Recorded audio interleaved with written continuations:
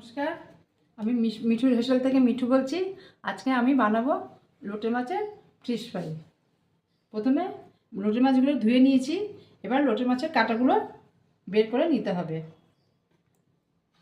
এবার একটা একটা করে বার করব।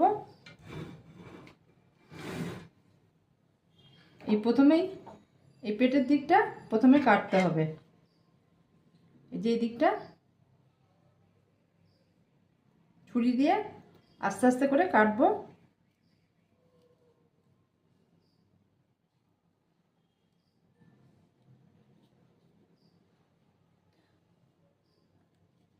প্রথমে এগুলো সব ছাড়িয়ে নিয়েছি, পরিষ্কার করে নিয়েছি, ভেতরের ময়লাগুলো বার করে নিয়েছি। এবার কাঁটাগুলো কাটছি।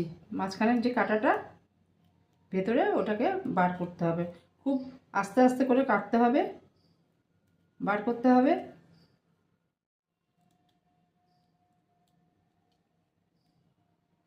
এভাবে কাঁটাটাকে তুলে নিলাম। এবার এটাকে কেটে দেবো, বের করে নেবো আস্তে আস্তে।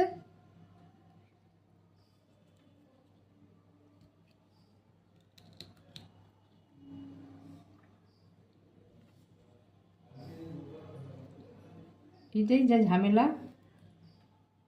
খুব সাবধানে এই তুলে নিলাম। এবার এটাকে মাঝখান থেকে পিস করে দেবো। এটা বড় মাছ, এটা আপনারা চাইলে 3 পিসও করতে পারেন, কিন্তু আমি 2 পিস করে করছি।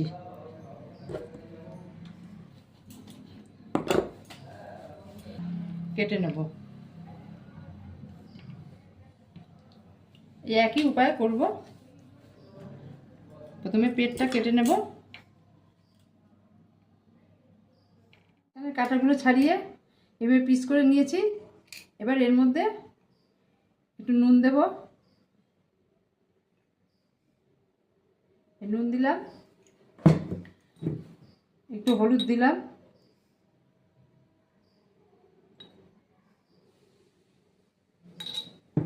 আর একটু গোলমরিচের গুঁড়ো দেবো।